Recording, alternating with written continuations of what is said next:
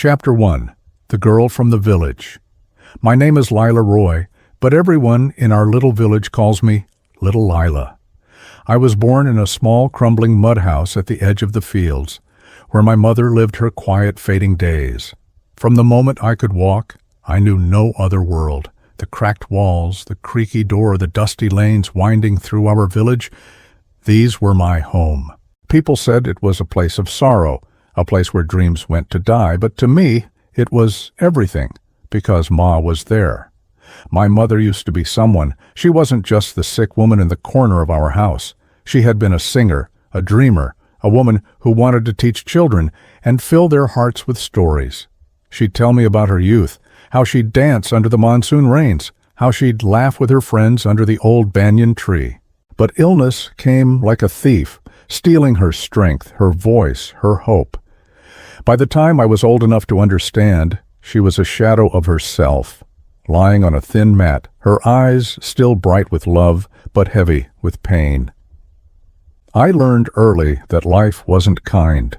My older brother, Samar, and my sister, Rena, couldn't stand our life. They hated the whispers in the village, the way people called us the sick woman's family. They wanted to run away to the city, to a life where no one knew our shame. But I was different. I couldn't leave Ma. If the world had taken everything from her, her health, her dreams, her pride, I wanted her to at least have me. Every morning, I'd wake before the roosters crowed. I'd sweep the floor, light the stove, and make Ma's tea with whatever leaves we had. Some days, there was no rice, no vegetables, just a handful of lentils. But I'd smile and say, "Ma, today's going to be a good day." She'd look at me, her voice weak but warm, and say, "Lila, you're my sunshine. You make this old house glow." Those words were my fuel. They carried me through the hunger, the exhaustion, the endless days. I worked as a weaver, threading rough jute through a loom for hours to earn a few coins. My fingers would blister, sometimes bleed, but I'd think of Ma's smile and keep going. With every coin, I'd buy her medicine, a bit of fruit or a small piece of fish if I was lucky. Once I saved for weeks to buy her a ripe mango. When I gave it to her, she held my hand, her eyes shining, and said, "Lila, you're worth more than all the riches in the world." I smiled, but my heart ached. I wanted to give her so much more. The village wasn't kind to us. People pitied me. Some mocked me. Children would point and laugh. "Look, the sick woman's girl." Their words cut deep, like a knife twisting in my chest. I'd walk faster, my eyes burning, but I'd tell myself, if I cry, Ma will feel it. I have to be strong. But there were moments of light. At night, when the village went quiet, Ma would tell me stories. She'd talk about the rivers she swam in as a girl, the songs she sang, the dreams she had of seeing the world. For those few minutes, the walls of our house disappeared, and it was just me and Ma, lost in a world where pain didn't exist. Lying on my mat at night, I'd dream of a day when Ma would be healthy again. I'd picture us walking through green fields, her hand in mine, no illness, no poverty, just peace. It was a small dream, fragile like a flower in a storm, but it was mine. It kept me alive. It gave me a reason to wake up, to work, to smile when everything hurt. And so I became Little Lila, the girl from the broken house, the daughter who never gave up on her mother. Chapter 2. A Stranger in the Village. For years, my life was a loop: work, care for Ma, sleep, repeat. I was the girl who carried baskets of woven mats through the village, the one people whispered about but never really saw. I'd accepted it, the way you accept the weight of a heavy load on your back. But then, one day, a man walked into our village and everything changed. His name was Arjun Sen. He came from the city, a place I'd only heard about in Ma's stories. People said he'd lived a tough life, business failures, family troubles, years of struggle. When I first saw him, standing under the banyan tree, I noticed his face. It was tired, lined with worry, but his eyes were different. They were kind, like they could see right into your soul. He didn't just look at people, he saw them. That was rare in a place like ours. The first time he spoke to me, I was hurrying to the market, a bundle of mats in my arms. "Are you Lila?" he asked, his voice soft but clear. I froze, my eyes on the ground. "Yes, sir," I mumbled, bracing for the usual pity or judgment. But he just smiled and said, "I've heard about you. You're the one who takes care of her mother. That's something special." I didn't know what to say. No one had ever called me special. Arjun started noticing me more. He'd see me weaving under the dim light of a lantern, my hands sore from the loom. He'd see me running to the doctor's hut for Ma's medicine. One day, as I carried a bucket of water from the well, he stopped me. "Lila," he said, "you carry so much. Does anyone ever ask how you're doing?" His words hit me like a gust of wind. No one had ever asked me that. I looked away, my voice small. "Ma needs me. That's enough." But inside, my heart shook. For the first time, someone saw me. Not just the village girl, but me. Arjun wasn't like the others. The richer villagers looked down on us, their eyes cold, their words sharp. They cared about money, status, what people thought. But Arjun was different. He'd sit with the old men in the market, listening to their stories. He'd help a child pick up a fallen fruit. I admired him, the way he carried kindness, like it was weightless. When he walked through the village, it was like a breeze blowing through, lifting the heaviness for a moment. My brother and sister didn't see him the way I did. Summer thought, "Maybe this man can get us to the city." Rena just scoffed, "He's nobody. Just a dreamer with no money." But to me, Arjun was a light in a place that often felt dark. His presence made the village feel less lonely. One evening, Ma was coughing so badly I thought I'd lose her. I'd run out of money for her medicine, and I sat outside, my face in my hands, trying not to cry. Arjun found me. Without a word, he came back with a small bottle of medicine and a bowl of warm dal. He sat with me as I fed Ma, and when she fell asleep, he said, "Lila, you're stronger than anyone I know." I shook my head, my voice barely there. "I'm not strong, sir. I just do what I have to." He looked at me, his eyes steady. "That's what makes you strong." Arjun started coming by more often. Slowly, I began to trust him. I didn't dare think it was anything more. I was just a village girl, and he was a man who'd seen the world. But with him, I felt safe. He didn't see me as the poor girl with the sick mother. He saw me as Lila, and for someone like me, that was a gift I'd never known. At night, I'd lie awake, replaying his words, his quiet smile. I told myself, he's just kind, it'll fade. But deep down, a small hope was growing, like a seed in dry soil. Chapter 3. Between Two Worlds. My life was split in two, like a river divided by a rock. Inside our house, I was a daughter, pouring my heart into caring for Ma. Outside, I was a weaver, invisible to the village except for their whispers.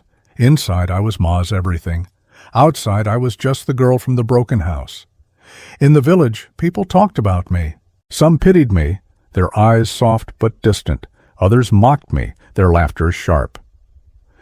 "There's the sick woman's girl," they'd say, as if I was nothing more. I'd keep my head down, my basket heavy in my arms, but their words followed me like flies. Shopkeepers would overcharge me, knowing I couldn't fight back. "She's from that family," they'd mutter, as if poverty was a stain that wouldn't wash off. I wanted to vanish, but I couldn't. I had to work, to earn, to keep Ma alive. At home, Ma clung to her pride. "Lila," she'd say, her voice weak but firm, "we may be poor, but we have our honor." I'd nod, even though I knew the village didn't care about our honor. Samar and Rena couldn't stand it. Samar would say, "I'll leave this place and make something of myself." Rena would snap, "I won't die in this misery." Their anger hurt me, but I understood. We all carried our pain differently. For me, my place was with Ma, keeping our small family together, even if it was just the two of us. Arjun was the only one who seemed to see both my worlds. One afternoon, as I sat weaving, he asked, "Lila, don't you ever feel trapped?" I looked at him, surprised, and said, "Sir, for people like us, there are walls everywhere. Some made of mud, some made of shame. I live with both." He didn't reply, but his eyes were sad, like he wanted to tear those walls down for me. Sometimes I worked at the homes of richer families, weaving their fine clothes. Their houses were grand, with shining dishes and laughter that rang like bells. I'd sit in a corner stitching while thinking of Ma eating plain rice on her mat. Once a woman handed me a piece of silk and said, "Don't ruin it, girl. This is worth more than your whole life." My face burned, but I stayed quiet. I thought of Ma waiting for me and kept working. But not every moment outside was cruel. Arjun would stop by, asking about my dreams. "What do you want for yourself, Lila?" he asked one evening, his voice soft. I froze. I'd never thought of myself. "I just want Ma to be well," I whispered. He smiled, but it was a sad smile. "Your heart's too big for this world," he said. Those words stayed with me, like a candle in the dark. At home, I tried to make things peaceful for Ma. I'd arrange her pillows, speak to her gently, as if we weren't poor, as if she wasn't sick. It made her smile. But at night, when she slept, I'd sit by the window, staring at the stars. The world outside was a place I walked through, but never belonged to. My life was two halves, one heavy with pain, one pushing me to keep going. And in the middle, I stood, small but steady, holding on to hope. Chapter 4. A Twist of Fate. I never thought life could change so fast. For years I lived with one truth. Ma would always be sick, and we'd always struggle. I'd stopped dreaming of anything else. But then, something impossible happened, something that flipped our world upside down. It started with whispers in the village. People said a distant uncle, a rich man from the city, had died and left us money. I didn't believe it. "These are just stories," I told myself. "The world doesn't give gifts to people like us." But the whispers grew louder, and soon a man in a suit came to our house. He confirmed it. We'd inherited a fortune. Ma's eyes filled with tears when she heard. She grabbed my hand, her voice trembling. "Lila, we're free. Do you hear me? Free." For the first time in years, I saw her smile like she used to, bright and full of life. Samar and Rena were louder, their voices bubbling with plans. "We'll live like kings," Samar shouted. Rena laughed. "No more shame, no more poverty." I smiled, but inside, a quiet fear stirred. Would this money save us, or would it change us? Arjun was there when the news broke. He looked at me, his eyes soft but heavy. "Lila, I'm happy for you. You've carried so much. I hope this brings you peace." His words were kind, but there was doubt in his gaze. As if he knew money didn't always mean happiness, I felt it too. Our lives changed overnight. We left our mud house for a grand city home with marble floors and tall windows. Samar bought shiny suits, Rena wore glittering jewelry, and Ma sat in a cushioned chair, her face glowing with pride. The village shopkeepers who'd cheated me now bowed and offered their best goods. People who'd ignored us now smiled too widely. It was a strange, new world, but I didn't feel at home. The fine dresses I wore felt like weights. The grand rooms felt cold, empty. I remembered our old house, where Ma called me her sunshine. That house was poor, but it was real. This new life felt like a mask. One evening, Ma said, "Lila, now we'll live with respect. The world will know who we are." I nodded, but I wondered, is respect something you buy or something you carry in your heart? People treated me differently, too. They called me Miss Lila with fake sweetness, as if I'd become someone new just because of money. Others whispered, jealous of our fortune. Through it all, Arjun stayed the same. He didn't care about our wealth. Once he said, "Lila, don't let this world change you. You're steady, like a star in the night." I wanted to tell him how much his words meant, but I just whispered, "I'll try, sir." At night, in my soft bed, I thought of our old house, where I slept on a mat next to Ma. I didn't miss the hunger or the pain, but I missed the truth of it all. Wealth had opened doors, but it had also built walls between us. While my family celebrated, I sat quietly, wondering if this fortune was a blessing or a curse. Chapter 5. The Chains of Wealth. Money had freed us from our old struggles, but it brought new ones. I watched my family change, their hearts growing heavy with pride and greed. I stayed silent, but inside, I feared this wealth wasn't a gift. It was a trap. Samar changed first. He used to dream of a small shop, a simple life. Now he wanted power. "I'll be someone important," he'd say, throwing money at useless things. Fancy watches, loud parties. He laughed at the poor, forgetting we were once like them. "Don't live in the past, Lila," he snapped when I tried to remind him. His words hurt, not because they were sharp, but because they came from someone I didn't recognize. Rena was no better. She used to be angry about our poverty, but now she walked in silk, her chin high.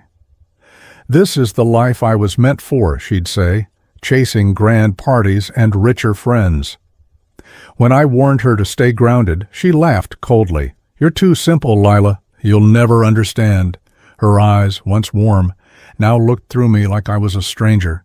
Even Maud changed. She used to be gentle, her voice soft with love.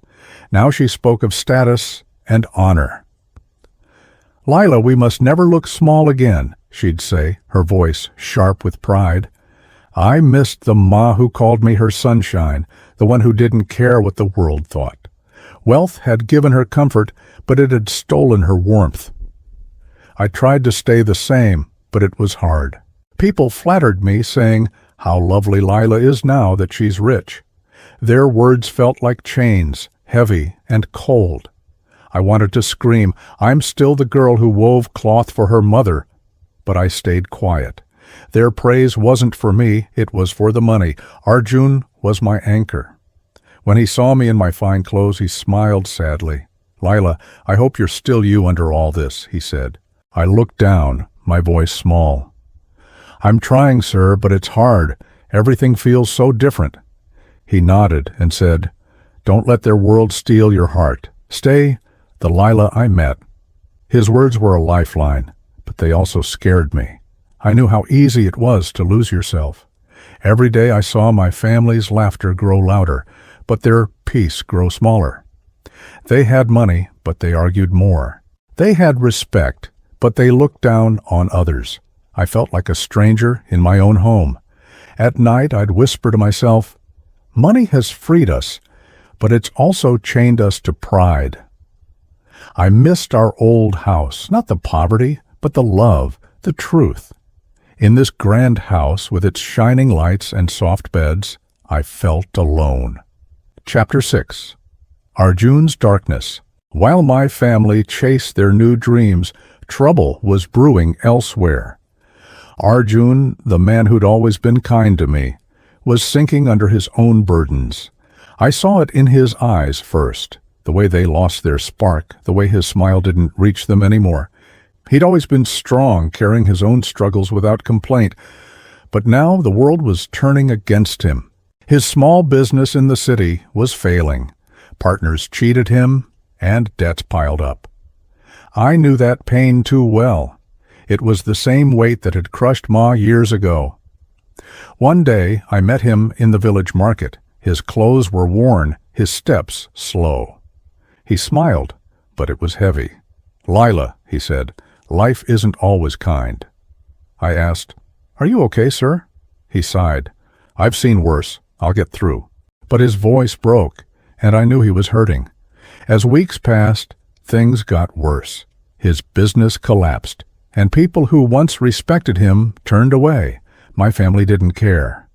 Samar said, "Arjun's finished. He's no use to us now." Rena shrugged. "Why bother with him? We're above that." Their words cut me like a knife.